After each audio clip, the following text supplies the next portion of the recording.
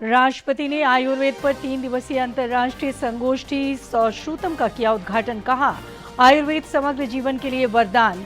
आयुर्वेद और आधुनिक शल्य चिकित्सा के एकीकरण पर विमर्श।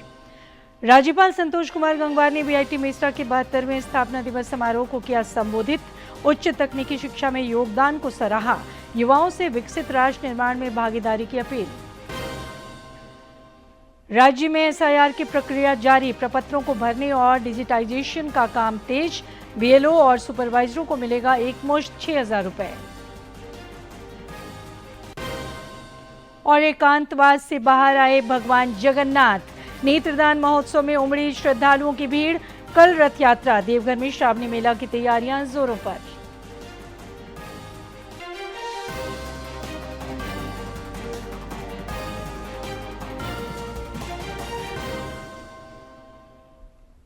नमस्कार, खबरें झारखंड के साथ मैं हूं सरोज झा और अब खबरें विस्तार से। राष्ट्रपति द्रौपदी मुर्मू ने नई दिल्ली के अखिल भारतीय आयुर्वेद संस्थान में 3 दिवसीय अंतर्राष्ट्रीय संगोष्ठी सौश्रुतम का आज उद्घाटन किया। इस संगोष्ठी में आयुर्वेद और आधुनिक शल्य चिकित्सा के एकीकरण पर विमर्श का दौर जारी है। मौके पर राष्ट्रपति ने कहा कि आयुर्वेद समग्र जीवन के लिए वरदान है। यहाँ उपस्थित युवा विद्यार्थियों तथा प्रोफेशनल लाइफ की शुरुआत कर रहे शोधकर्ताओं से मैं ये कहना चाहूँगी कि आयुर्वेद का भविष्य आपके हाथों में है। आप सभी को जिज्ञासा, सत्यनिष्ठा और वैज्ञानिक दृष्टिकोण के साथ व्यवहारिक शोध और अपने क्षेत्रों में श्रेष्ठ साक्ष्य निर्माण के मार्ग पर आगे बढ़ना होगा। जहाँ जहाँ उपयुक्त हो वहाँ नई टेक्निकों का उपयोग अवश्य करें। आचार्य सुश्रुत के दिखाए हुए मार्ग पर चलते हुए चिकित्सा में नैतिकता और रोगियों के प्रति करुणामय सेवा के अपने संकल्पों पर सदैव अडिग रहे। मैं सुश्रुतम 2026 के आयोजन से जुड़े सभी संस्थाओं और विशेषज्ञों की सराहना करती हूँ। इस समागम में कुशलता, शुभ संकल्प और जिज्ञासा की धाराएं प्रवाहित हो रहा है। समग्र स्वास्थ्य की भारतीय परंपरा के विशिष्ट विशेषज्ञों और प्रशासकों यहाँ उपस्थित हैं। इस सभा से मानवता के कल्याण की अपेक्षा करना स्वाभाविक भी है। मैं आशा करती हूँ कि लोक कल्याण की ये परंपरा सदैव फूलती फूलती रहेगी। मुझे विश्वास है कि इस संगोष्ठी में होने वाले विचार विमर्श से नए ज्ञान का सृजन होगा और आयुर्वेदिक शल्य चिकित्सा क्षेत्र में अंतर्राष्ट्रीय सहयोग और अधिक सुदृढ़ होगा। राज्यपाल संतोष कुमार गंगवार ने आज बीआईटी मेसरा के 72वें स्थापना दिवस समारोह को संबोधित किया। इस दौरान उन्होंने उच्च शिक्षा के क्षेत्र में संस्थान के योगदान की सराहना की। साथ ही विकसित राष्ट्र के निर्माण में युवाओं की सक्रिय भागीदारी पर जोर दिया। मौके पर कई गणमान्य लोग मौजूद रहे। इस दौरान उन्होंने संस्थान में कई नई पहलों का भी शुभारंभ किया। 780 एकड़ क्षेत्र में फैला ये संस्थान राज्य ही नहीं बल्कि देश का भी गौरव है। अपने वैज्ञानिक ज्ञान और तकनीकी क्षमता का उपयोग राज्य की स्थानीय आवश्यकताओं के अनुरूप समाधान विकसित करने की में अग्रणी भूमिका निभाएगा। जब विश्वविद्यालय समाज की वास्तविक चुनौतियों का समाधान प्रस्तुत करते हैं, तभी उनकी शिक्षा और अनुसंधान की वास्तविक सार्थकता सिद्ध होती है। मैं विशेष रूप से विद्यार्थियों से कहना चाहूँगा कि सफलता केवल तकनीकी दक्षता से प्राप्त नहीं होती। जीवन में उत्कृष्टता प्राप्त करने के लिए अनुशासन, नैतिकता, संवेदनशीलता, नेतृत्व क्षमता और सामाजिक उत्तरदायित्व भी उतने ही आवश्यक हैं। एक श्रेष्ठ अभियंता वही है जो अपने तकनीकी दक्षता का उपयोग मानवता के कल्याण और राष्ट्र निर्माण के लिए करे। पूर्व मुख्यमंत्री रघुवर दास उत्तर प्रदेश के दौरे पर हैं। उन्होंने आज लखनऊ में यूपी के मुख्यमंत्री योगी आदित्यनाथ से शिष्टाचार मुलाकात की। इस दौरान दोनों के बीच समसामयिक विषयों पर बातचीत हुई। श्री दास ने सोशल मीडिया पर कुछ तस्वीरें साझा कर कहा कि योगी आदित्यनाथ के नेतृत्व में उत्तर प्रदेश नई ऊंचाइयों को प्राप्त कर रहा है। राज्य की कानून व्यवस्था सुदृढ़ हुई है और सुशासन के नए आयाम स्थापित हुए हैं। वित्त मंत्री राधाकृष्ण किशोर पलामू प्रमंडल में विकास गतिविधियों को लेकर सक्रिय हैं। उन्होंने कुसमाही नदी पर बनने वाले पुल का स्थल निरीक्षण किया। उन्होंने इस दौरान आवश्यक पहलुओं की जानकारी ली। वित्त मंत्री ने भरोसा जताया कि इस पुल निर्माण से बिहार और झारखंड के बीच आवागमन सुगम होगा तथा क्षेत्र के लोगों की गतिविधियां बढ़ेंगी। श्री किशोर ने बताया कि 3 करोड़ 20 लाख रुपए की लागत से इस पुल निर्माण कार्य को प्रशासनिक स्वीकृति प्रदान कर दी गई है। रांची में इन दिनों फुटपाथी दुकानदारों का मामला गरमाया हुआ है। मोरहाबादी में सब्जी बेचने वाले फुटपाथ दुकानदारों ने आज रक्षा राज्य मंत्री सह स्थानीय सांसद संजय सेठ से मुलाकात की।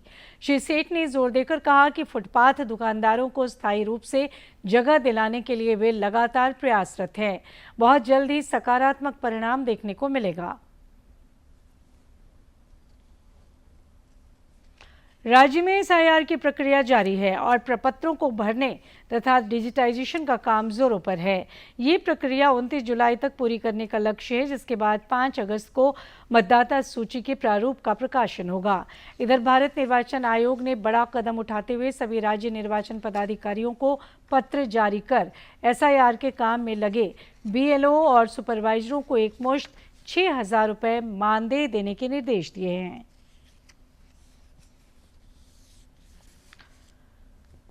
हजारीबाग में 2 दिवसीय उड़ान लाइफस्टाइल एग्जीबिशन में देश के अलग अलग राज्यों से आई महिला उद्यमियों ने न केवल अपने उत्पादों का प्रदर्शन किया बल्कि आत्मनिर्भरता और महिला सशक्तिकरण की मिसाल भी पेश की।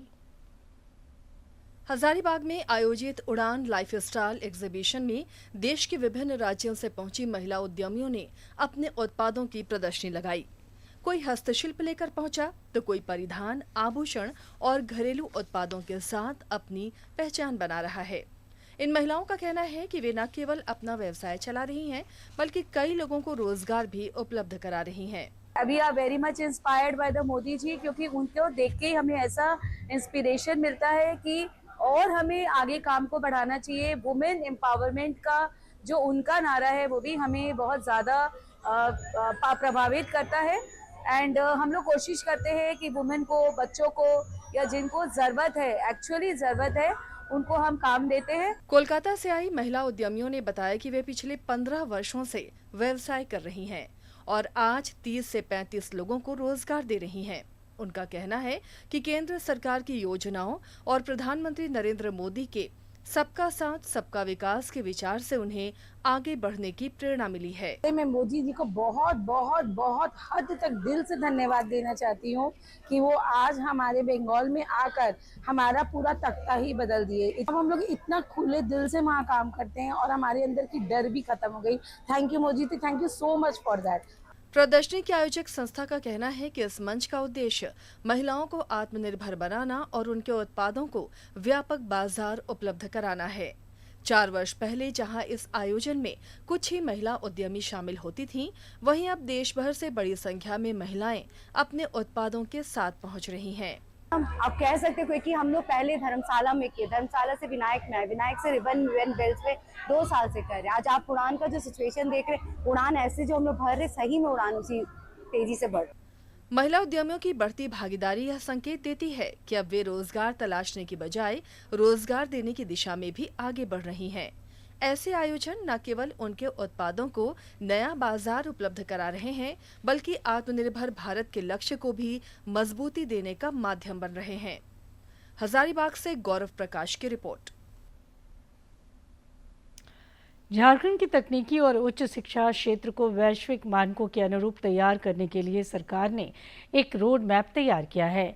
इसी कड़ी में धनबाद पहुंचे उच्च एवं तकनीकी शिक्षा विभाग के प्रधान सचिव राहुल कुमार पुरवार ने राज्य के सरकारी इंजीनियरिंग कॉलेज बीआईटी सिंदरी को उच्च स्तरीय रिसर्च संस्थान के रूप में विकसित करने की घोषणा की है। इसके साथ ही विश्वविद्यालयों में शिक्षकों की कमी को दूर करने और शैक्षणिक सत्र को नियमित करने के लिए भी कई महत्वपूर्ण कदम उठाए हैं। फैकल्टीज़ को लेकर के फैकल्टीज़ नहीं है हमारे पास, तो आपको जानकारी देना चाहेंगे कि विश्वविद्यालय अधिनियम, राज्य विश्वविद्यालय अधिनियम आ चुका है। उसके तहत में हम लोग को यूनिवर्सिटी सर्विस कमीशन बनाना है, तो मुझे उम्मीद है कि हम लोग जल्द से उसको फंक्शन में ला देंगे। तो 1 साल के अंदर में हम लोग रिक्रूटमेंट के प्रोसेस को स्टार्ट कर देंगे। और जो कि सबसे महत्वपूर्ण कड़ी होती है किसी भी हायर एजुकेशन को सिस्टम को बुक करने में, तो इन्हीं सारे बिंदुओं को है कि और जैसे कि सेशन आपका रेगुलर चले, उसके लिए प्रयास किए जा रहे हैं और भी एक स्टैट्यूट्स भी लेके आ रहे हैं ताकि जो एडमिशन प्रोसेस है और जो सेशन को नियमित करना है उस पर जोर दिया जा सके। भारत और ब्रिटेन के बीच व्यापक आर्थिक और व्यापार समझौता आज लागू हो गया। इसके साथ ही सामाजिक सुरक्षा समझौता भी प्रभावी हो गया है। ये भारत के सबसे महत्वाकांक्षी और मुक्त व्यापार समझौतों में से एक है। इस समझौते में परंपरागत टैरिफ उदारीकरण से कहीं आगे बढ़कर सरकारी खरीद, लघु तथा मध्यम उद्यम, नवाचार, श्रम, रोजगार और लैंगिक समानता जैसे मुद्दों को शामिल किया गया है। से CETA यानी comprehensive economic and trade agreement लागू हो गया है। इस समझौते का मकसद दोनों देशों के बीच व्यापार बढ़ाने के साथ ही निवेश बढ़ाना और कारोबारी लागत को कम करना है। आसान शब्दों में अगर समझा जाए तो इस एग्रीमेंट का सबसे बड़ा फायदा जो है वो ये है कि भारतीय कंपनियां अपना सामान ब्रिटेन में बिना किसी बहुत कम आयात शुल्क के बेच सकेंगी या फिर बिना किसी शुल्क के बेच सकेंगी। तो क्या कुछ ये comprehensive economic and trade agreement है, ये समझने की कोशिश करते हैं। आपको बता दें कि 99% भारतीय निर्यात ड्यूटी जो है पूरी तरह से फ्री होगी और साथ साथ व्यापार की बाधाएं कम हो जाएंगी। किसानों के लिए एक बड़ा निर्यात बाजार जो है वो खुलता हुआ नजर आएगा। तो सेटा की जो बड़ी बातें हैं वो हम आप तक पहुंचा रहे हैं। व्यापार की बाधाएं इसमें लगातार कम होती हुई नजर आएंगी और अधिकतर जो व्यापार होगा वो निःशुल्क होता हुआ नजर आएगा। किसानों के लिए एक बड़ा निर्यात बाजार खुलता हुआ नजर आएगा और MSME स्टार्टअप को एक नई रफ्तार मिलती हुई नजर आएगी। महिला उद्यमों के लिए नए अवसर यहां पर खुलेंगे जब आपको मिलेगा एक इतना बड़ा बाजार। तो वहीं युवाओं के लिए भी बढ़ेंगे रोजगार के मौके। जब ज्यादा मैन्युफैक्चरिंग होगी, ज्यादा निर्यात होगा, तो ऐसे में रोजगार के मौके भी और सृजन होंगे। ब्रिटिश कंपनियों को टेंडर का मौका भी अब मिलेगा। तो वहीं हरित ऊर्जा में बढ़ेगा निवेश। सीटा की बड़ी बातें, मुख्य बातों में हरित ऊर्जा पर भी ध्यान दिया गया है। कैसे हरित ऊर्जा के क्षेत्र में अब निवेश बढ़ता हुआ नजर आएगा, ये आज हम देखेंगे। भारत का सबसे व्यापक व्यापार समझौता है ये। इन दिनों में भारत ने कई देशों के साथ बेहद विस्तृत व्यापार समझौते किए हैं, लेकिन इसको अपने आप में एक बेहद प्रमुख और महत्वपूर्ण व्यापार समझौता माना जा रहा है। व्यापार और निवेश को मिलेगा बूस्ट। तो 99% भारतीय निर्यात ड्यूटी फ्री हो जाएंगे। तो ऐसे में एक बड़ी बाधाएं जो हैं व्यापार की दो देशों के बीच, वो यहाँ पर कम होती नजर आएंगी। भारत से जो भी वस्तु यूनाइटेड किंगडम जाएगी वो 0 इंपोर्ट ड्यूटी पर वहां पे स्वागत होगी।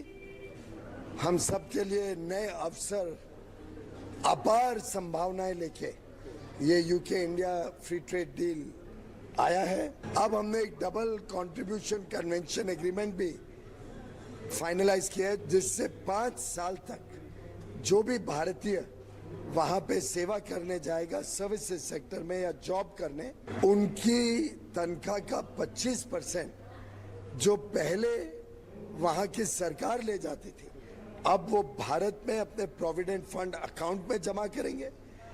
वो उन्हीं का पैसा होगा, उस पे उनको 8.25% ब्याज मिलता है, टैक्स फ्री, और साथ ही साथ उनके बुढ़ापे का सहारा बनता है। गुमला जिला शिक्षा अधीक्षक कार्यालय में ACB रांची ने बड़ी कार्रवाई की है। ACB ने क्लर्क रंजीत कुजूर और सेवानिवृत्त शिक्षक वत्स रविकांत को रिश्वत लेते हुए रंगे हाथ गिरफ्तार किया। ACB की टीम का कहना है कि कार्रवाई शिकायत के आधार पर की गई है। हजारीबाग पुलिस ने बरही में करीब 1.5 करोड़ रुपए का विदेशी शराब जब्त किया है। बिहार पुलिस की सीआईडी और नारकोटिक्स रोकथाम से जुड़ी एजेंसी से मिली सूचना के आधार पर रसोईया धमना के पास विदेशी शराब से लदे एक ट्रक को जब्त किया गया। इस दौरान 3 तस्करों को भी गिरफ्तार किया गया है। अनुमंडल पुलिस पदाधिकारी राधा प्रेम किशोर ने कहा कि छापेमारी के दौरान एक बिना नंबर की गाड़ी और ट्रक से एक व्यक्ति अंधेरे का फायदा उठाकर भागने में सफल रहा, जिसकी गिरफ्तारी के प्रयास किए जा रहे हैं। उस सूचना के आधार पे एक तत्काल एक पुलिस टीम का गठन कर हम लोग के द्वारा कार्रवाई की गई और जब रसोईया धमना के पास हमारी टीम पहुंची तो वहाँ हम लोगों ने देखा कि एक ट्रक है और एक छोटी गाड़ी है क्रेटा, जिसमें कुछ लोग पुलिस की टीम को देख के भागना शुरू किए। जब पकड़ा गया और पकड़ने के उपरांत जब उनसे पूछताछ की गई तो उन लोगों ने बताया कि ये शराब का जो खेप है ये बिहार की ओर ये लोग ले जा रहे थे। रांची में एक पुलिसकर्मी को कुचलने की कोशिश करने वाले आरोपी को गिरफ्तार कर लिया गया है। एक 4 पहिया वाहन को रोकने के क्रम में रांची के मोरहाबादी इलाके में वाहन चालक ने पुलिसकर्मी को कुचलने का प्रयास किया था, जिसका वीडियो वायरल है। पुलिस ने तत्परता दिखाते हुए आरोपी को गिरफ्तार कर लिया है। रांची में पुलिस ने आरोपी को पकड़ा। रांची के जगन्नाथपुर मंदिर से कल भगवान जगन्नाथ की रथ यात्रा निकलेगी और महाप्रभु मौसीबाड़ी जाएंगे।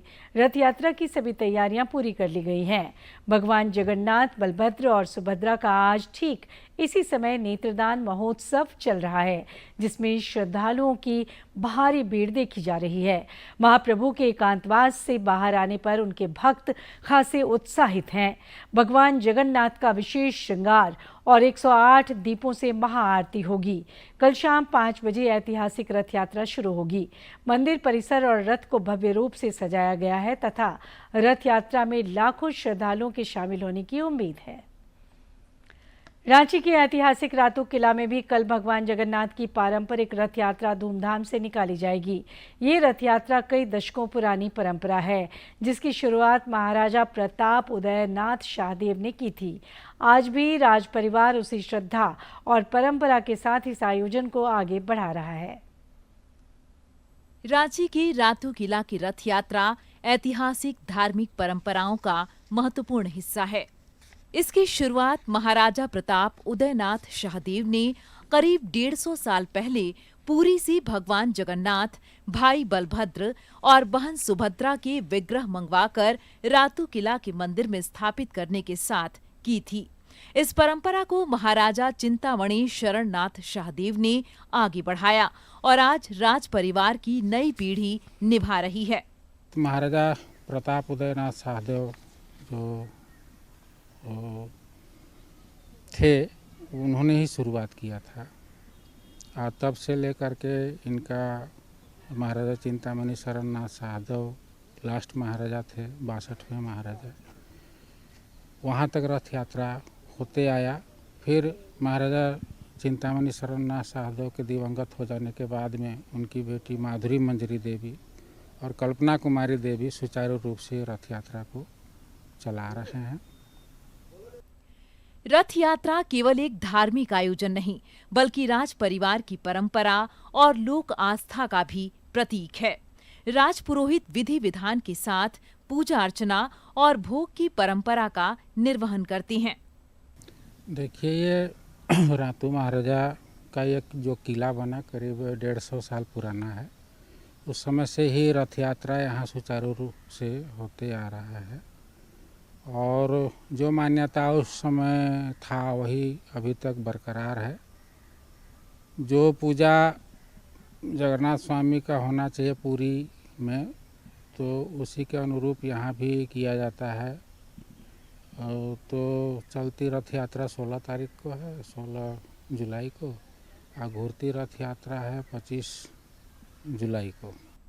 रथ यात्रा के दिन भगवान जगन्नाथ, बलभद्र और सुभद्रा के विग्रहों को भव्य रथ पर विराजमान कर मौसीबाड़ी ले जाया जाता है।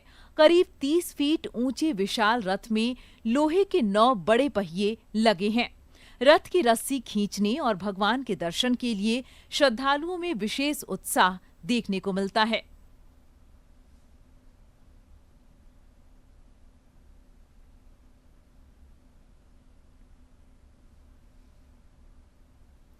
देवघर में भी कल आषाढ़ शुक्ल पक्ष द्वितीया पर भगवान जगन्नाथ की भव्य रथ यात्रा निकाली जाएगी। रथ यात्रा शिक्षा सभा चौक स्थित जगन्नाथ मंदिर से शाम 4 बजे शुरू होकर बिलासी के जनकपुरी तक पहुंचेगी। इससे पहले भगवान जगन्नाथ, बलभद्र और सुभद्रा का दुग्धाभिषेक, विशेष पूजा और 56 भोग अर्पित किए जाएंगे। साध्वी कल्याणी मानस सुधा ने बताया है कि ये 208 साल पुरानी परंपरा है, जिसका संचालन पुरी की परंपरा के अनुसार होता है। और सब विधि विधान से सब नियम हो रहा है। रथ यात्रा बहुत धूमधाम से निकाला जाएगा। भव्य तैयारी हो रही है। काफी जो है जीर्णोद्धार हो गया, जो डैमेज होता है सब हो गया है, रंग रोगन हो गया, अब सजावट सब जगह हो रही है, लाइटिंग वगैरह हुई है मंदिर में। अब आज और भी सब जो है फूल पत्ते ये वो सब जगह सजाया जाएगा। श्रावणी मेले को लेकर देवघर में प्रशासनिक तैयारियां युद्ध स्तर पर जारी हैं। देवघर पहुंचने वाले कांवरियों की सुगम और सुरक्षित जलार्पण यात्रा सुनिश्चित करने के लिए जिला प्रशासन पूरी तरह मुस्तैद है।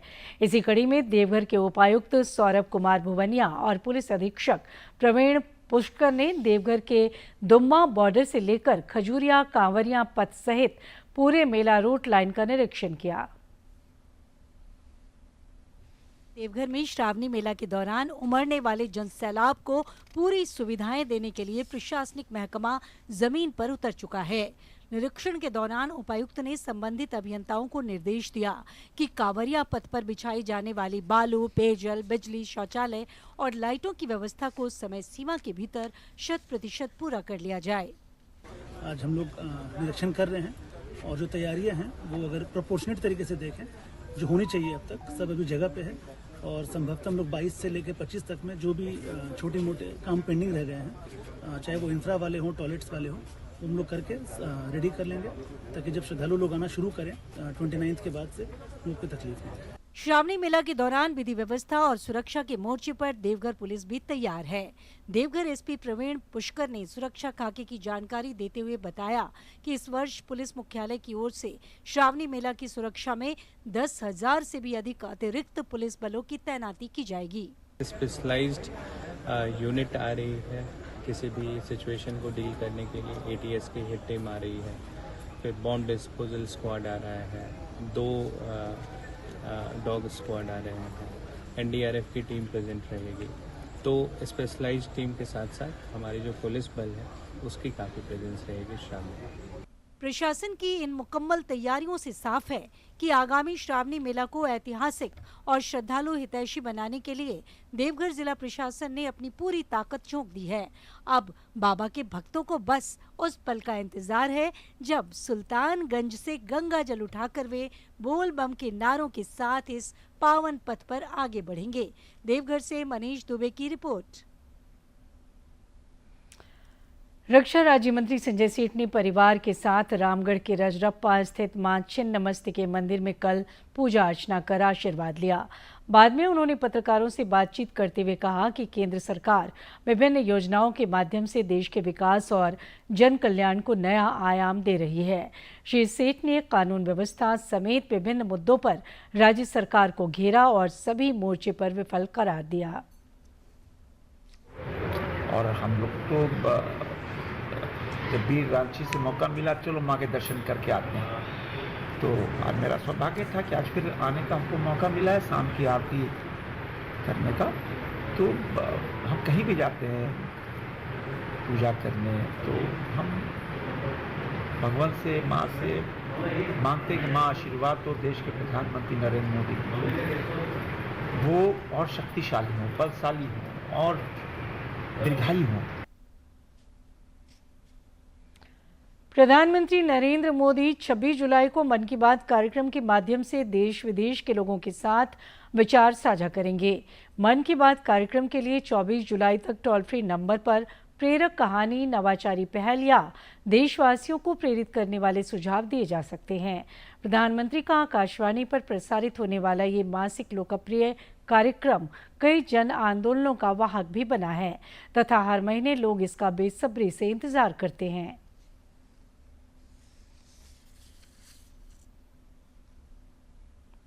और अब मौसम। राज्य में बारिश की रफ्तार बढ़ी है। रांची और आसपास के क्षेत्रों में आज तेज बारिश हुई। मौसम विज्ञान केंद्र के पूर्वानुमान के अनुसार राज्य में 18 जुलाई तक कई क्षेत्रों में भारी बारिश की संभावना है। खूंटी में आज तेज बारिश को लेकर अलर्ट जारी किया गया है। कल रामगढ़, बोकारो और धनबाद में कहीं कहीं भारी बारिश हो सकती है।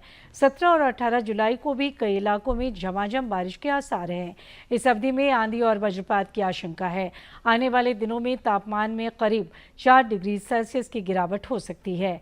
इस मॉनसूनी सीजन 1 जून से राज्य में अब तक औसतन 41% कम बारिश हुई है। खाड़ी में बन रहे निम्न दबाव और साइक्लोनिक सर्कुलेशन का प्रभाव अब झारखंड के मानसून पर पड़ने वाला है। मौसम विभाग के अनुसार आज 15 जुलाई को राज्य के गुमला, सिमडेगा, पूर्वी सिंहभूम, पश्चिमी सिंहभूम, सरायकेला खरसावा, रांची और खूंटी में बारिश को लेकर के प्रबल संभावना जताई गई है। मौसम विभाग के अनुसार अगले 3 दिनों तक राज्य के कई हिस्सों में मेघ गर्जन, वज्रपात और तेज हवाओं के बीच बारिश की संभावना जताई गई है। हालांकि इस बार अल नीनो का भी अच्छा खासा प्रभाव देखने को मिला है। मौसम विभाग ने बताया है कि 1 से 14 जुलाई तक इस बार अपेक्षाकृत 41% कम बारिश हुई है, जिसे लेकर के राज्य कृषि मंत्री केंद्र कृषि मंत्री मिल करके किसानों को सही खेती करने और आगे की नीतियों को लेकर के तैयारी में जुटी हुई है। मैं रविकांत कुमार, सहयोगी सौरभ कुमार के साथ, दूरदर्शन समाचार, रांची। और अंत में मुख्य समाचार एक बार फिर। राष्ट्रपति ने आयुर्वेद पर 3 दिवसीय अंतर्राष्ट्रीय संगोष्ठी सौश्रुतम का किया उद्घाटन। कहा, आयुर्वेद समग्र जीवन के लिए वरदान। आयुर्वेद और आधुनिक शल्य चिकित्सा के एकीकरण पर विमर्श। राज्यपाल संतोष कुमार गंगवार ने बीआईटी मेस्ट्रा के 72वें स्थापना दिवस समारोह को किया संबोधित। उच्च तकनीकी शिक्षा में योगदान को सराहा। युवाओं से विकसित राष्ट्र निर्माण में भागीदारी की अपील। राज्य में एसआईआर की प्रक्रिया जारी। प्रपत्रों को भरने और डिजिटाइजेशन का काम तेज। बीएलओ और सुपरवाइजरों को मिलेगा एकमुश्त 6,000 रुपए।